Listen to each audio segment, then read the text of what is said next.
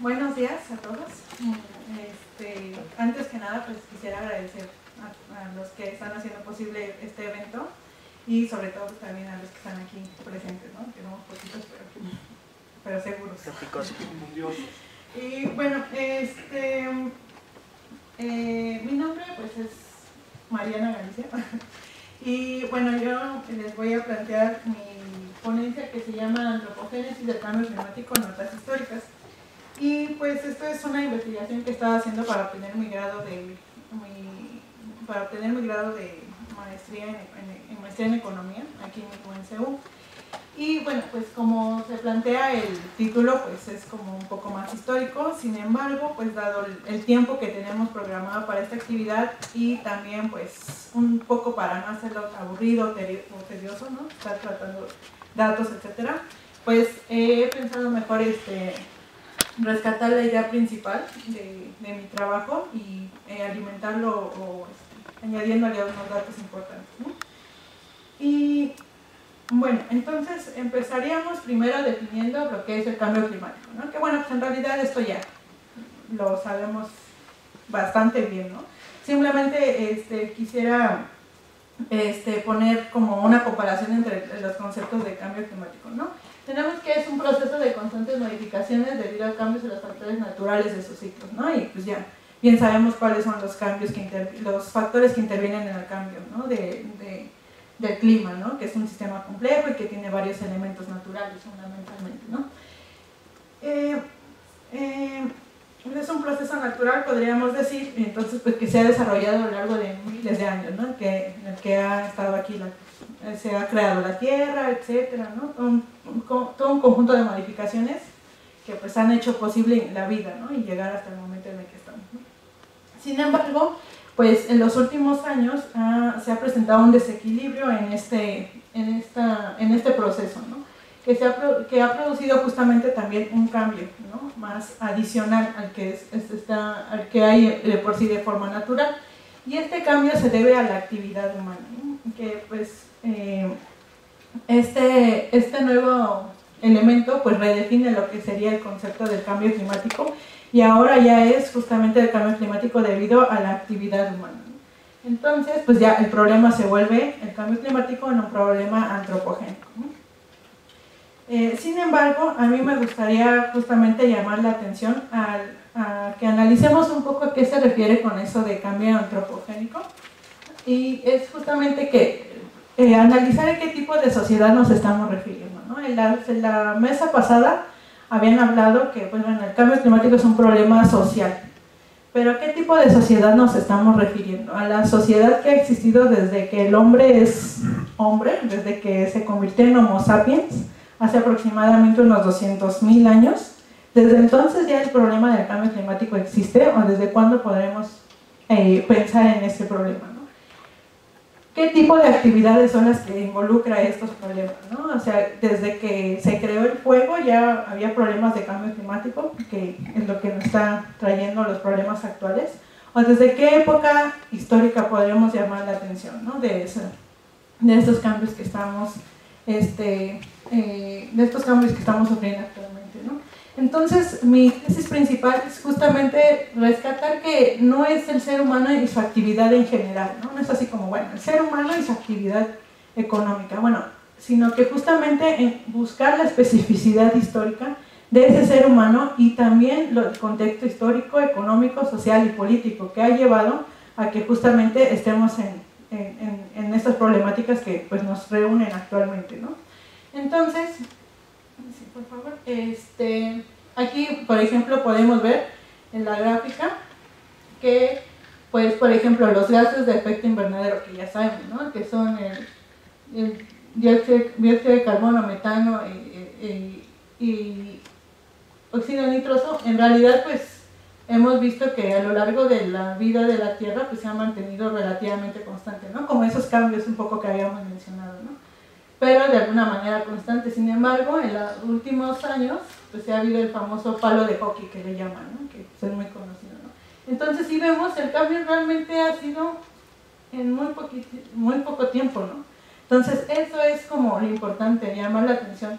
si es toda la actividad en general del hombre o solamente una actividad específica que se está reflejando en esta gráfica, ¿no?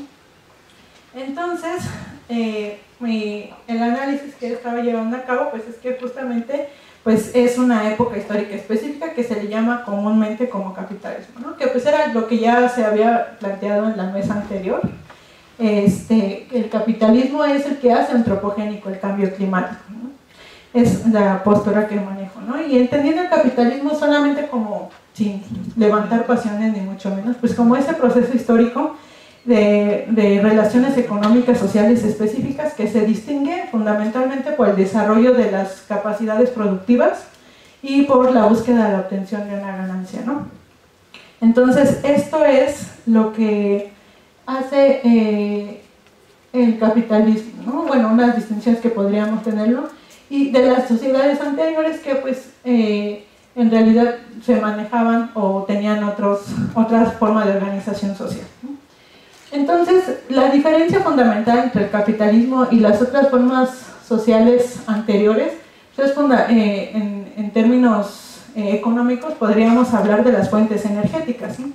Por un lado, pues las sociedades humanas anteriores pues, dependían completamente de recursos renovables, ¿no? Pues ya sabemos cuáles eran, ¿no? Que es la fuerza humana, la atracción animal, el agua, el viento, etc., ¿no?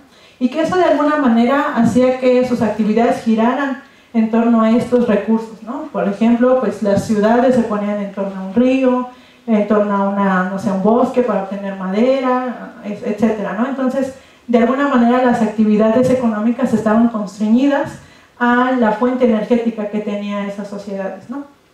Sin embargo, con la venida del capitalismo y fundamentalmente con el proceso de revolución industrial, pues obviamente este cambio, vino a cambiar completamente la forma en la que se estaban desarrollando las sociedades, ¿no? Y entonces ahora, pues, se cambió a las fuentes de energía no renovables, fundamentalmente el carbón y el petróleo. Y, bueno, entonces, en realidad el proceso fue un proceso muy difícil, llevó mucho tiempo llevarlo, pero las ventajas que planteaban las fuentes de energía fósiles pues es justamente la independencia del lugar de origen, ¿no? O sea, ya no tendríamos que ubicarnos cerca de un río o cerca de un bosque, sino que podíamos movernos y desplazarnos a donde quisiéramos y el recurso podía ser extraído en un lado y podía ser utilizado en otro, ¿no? Se podía también almacenar, también se podría utilizar las 24 horas, los 365 días del año, es decir, había una independencia en el tiempo, ¿no? Sin embargo, pues la gran desventaja pues, es que es un recurso finito, ¿no? Sin embargo, a pesar de ello, pero por las ventajas que justamente ha generado, pues se ha convertido en la base del desarrollo capitalista, ¿no? Fundamentalmente el petróleo, que es hacia donde he orillado mi investigación, pues el petróleo se ha convertido en un recurso incluso geoestratégico, ¿no? Como sabemos, generador de guerras, de conflictos y de grandes negocios, ¿no? Como las grandes petroleras que desde entonces pues, surgieron, ¿no? Y con ello pues, han amasado un gran poder económico y político, ¿no? Y aquí entonces está la relación de capitalismo más petróleo. El hecho de que se ocupe petróleo no es malo en sí. De hecho, pues el petróleo le ha dado grandes ventajas a las sociedades actuales, ¿no? Como vimos, ha podido incrementar el crecimiento, no sé, cuestiones materiales, etcétera. Sin embargo, el problema es que está en una relación social específica que es el capitalismo, que le imprime o que le impone un ritmo de crecimiento, de extracción, un ritmo muy acelerado, que justamente las emisiones que genera el ambiente no lo puede asimilar como tal, ¿no? Entonces, pues lo que tenemos justamente es eso, ¿no? La llamada ley de la termodinámica, de que pues tanta materia que se utiliza, que se transforma para el desarrollo de la economía, al convertirse en desechos o en emisiones contaminantes, la atmósfera no lo puede asimilar como tal, ¿no? Y bueno, por favor. Sin embargo, el problema que que se había planteado, bueno, el problema del petróleo como un problema ambiental no es nuevo, no es actual en nuestros días, ¿no? Sino que en realidad esto ya lleva mucho tiempo denunciándose, ¿no? Fundamentalmente en la década de los 70, cuando hubo un problema económico a nivel mundial, que son los choques petroleros, que fue otra vez por problemas geoestratégicos, geopolíticos, ¿no? Que una guerra del conflicto árabe-israelí provocó que ya no se suministrara petróleo a los países occidentales, creando muchos problemas a las economías de estos países, ¿no? Ya se hablaba entonces de los límites del crecimiento económico, ¿no? Este famoso libro del informe Meadows, ¿no? Que ya hablaban del problema de estar sustentados en una fuente petrolera finita, ¿no? Y también ahí fue cuando se creó el Programa de Naciones Unidas para el Medio Ambiente, ¿no? Y justamente era la crítica, ¿no? ¿Cómo es posible pensar un crecimiento económico infinito cuando los recursos naturales son finitos, ¿no? Entonces ahí es cuando ya empieza a haber como una convulsión social al respecto del problema que representaba el petróleo en las economías, ¿no? Sin embargo, en las décadas posteriores, en la década de los 80 y 90, pues vino una crisis económica muy fuerte, ¿no? Y que, como bien sabemos, pues esto orilló a que hubiera un cambio de paradigma económico, ¿no? Gracias a los problemas de desempleo, de productividad, de salarios, etcétera, ahora el Estado dejaba de ser rector de la economía y se iba a convertir ahora el mercado como el agente asignador de estos recursos, ¿no? Entonces, este cambio de paradigma pues también tuvo una influencia en la forma en la que se estaba pensando el problema ambiental.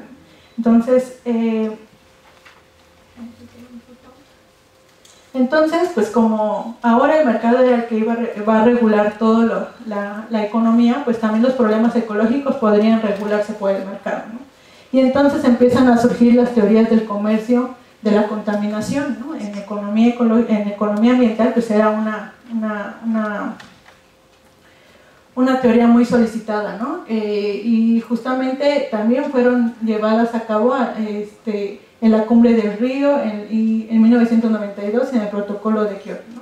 Y esta idea de que el mercado puede solucionar el problema pues se vio plasmada en los mecanismos de carbono, ¿no? Que justamente pues es comprar y vender pues bonos, ¿no? Para poder emitir y quién puede emitir, etcétera, ¿no? Ya más detalles, ¿no?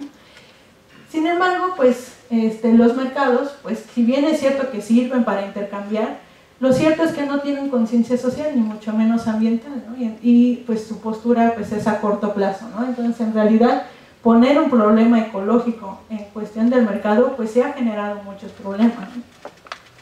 Y el mercado más desarrollado que se conoce pues es el mercado de carbono de la Unión Europea. Sin embargo, otra vez con una crisis económica como la del 2008 pues también se está tambaleando, ¿no?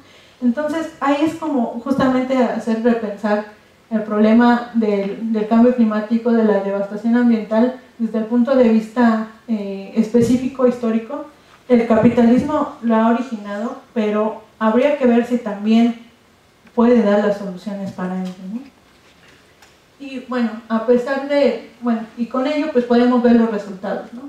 Que algunos datos importantes que podríamos mencionar es que en 1997 China tenía solo 2 millones de automóviles en su nación y ya para 2013 produjo 20 millones de unidades, es decir, es el mayor productor de automóviles, ¿no? Se ha abandonado el patrón petrolero, a pesar de ya los problemas que se habían presentado décadas anteriores, ¿no? Entre 1990 y 2011 se registró un aumento del 30% de las concentraciones atmosféricas de gas de efecto invernadero, ¿no? Y justamente pone en tela de juicio pues qué pasó con los mercados de carbono, ¿no? Se supone que los iban a regular, no se supone que era una forma de disminuir las emisiones. ¿Qué estaba pasando en ese momento, no? Y pues incluso en este mismo año, en 2014, pues los niveles de CO2 alcanzaron un nuevo récord histórico con 402 partes por millón, ¿no? Según los diarios económicos, ¿no? Y bueno, entonces justamente la idea es ¿por qué, no? ¿Qué es lo que está pasando? ¿Qué es lo que está saliendo mal? ¿Están mal los instrumentos que se están utilizando? ¿O son las instituciones las que no lo están haciendo correctamente? o que vino la crisis del 2008 y ya definitivamente el cambio climático y la devastación ambiental pues, vino a segundo plano. Entonces esos son justamente los problemas que estamos enfrentando actualmente. Y los principales argumentos que se plantean, ¿no? Por ejemplo en las reuniones climáticas, etcétera, pues es que dicen, bueno, delimita el crecimiento de las naciones. A mí se me hace, como lo planteó en la sesión anterior a esta mesa, ¿cómo es posible pensar que de tantos millones de personas que estamos poblando el planeta, solamente hay una sola forma de pensar crecimiento económico? ¿No habrá otras formas, otras posibilidades de pensar un desarrollo de las sociedades? ¿Por qué solamente una sola forma que implica la devastación, el uso de energías fósiles que están contaminando? También otro argumento pues, son los grandes costos, ¿no? Que implica hacerle frente en este momento al cambio climático, ¿no? Sin embargo, ya en 2006 se publicó el informe Stern, que justamente es una evaluación económica de lo que implicaría hacerle frente al cambio climático, ¿no? Y este informe manejaba que si hacemos caso en este momento de los costos, sería aproximadamente 1% del PIB mundial, ¿no? Lo que nos costaría hacerle frente, ¿no?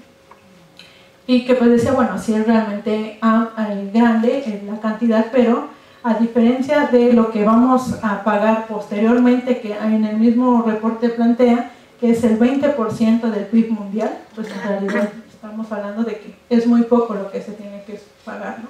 Sin embargo, ¿qué es lo que no ha permitido que a pesar de que desde los años 70 se empezaron a encender las alarmas, ¿por qué no es que se ha tomado las medidas necesarias? Y las medidas que se han tomado no han dado los resultados esperados, ¿no? Entonces, en realidad, pues ahí hay como muchas fuerzas, muchos poderes políticos y económicos que justamente no han posibilitado o no han encaminado de la mejor manera nuestro papel aquí pues, en la academia, pues justamente sería repensar el problema del bienestar, el problema del desarrollo, repensar el problema del crecimiento, hacia dónde nos está llevando eso, ¿no? ¿Quiénes son los que realmente se están viendo beneficiados ante ello, ¿no? Cuando el problema ambiental pues ya está aquí presente, ¿no? Y bueno, pues como este es un problema social, pues también siguiendo problema social, todos somos Ayotzinapa. Muchas gracias.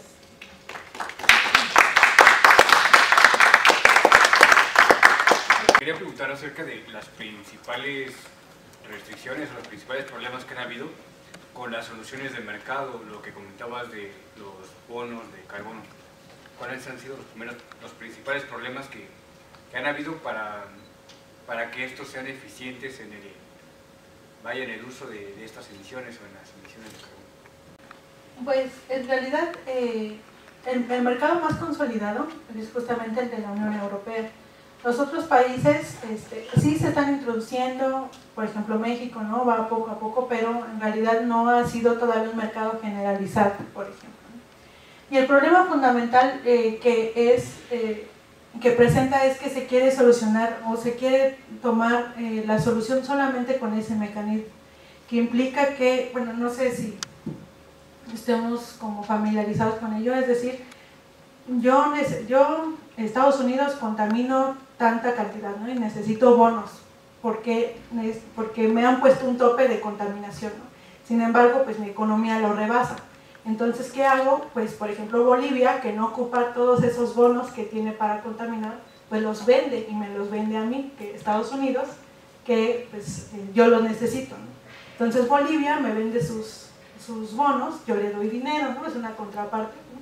De alguna manera, según esto se les ayuda a las naciones, ¿no? Dándoles un dinero adicional. Sin embargo, yo no reduzco mis emisiones ni mi contaminación porque yo ya compré los bonos que me permiten seguir contaminando.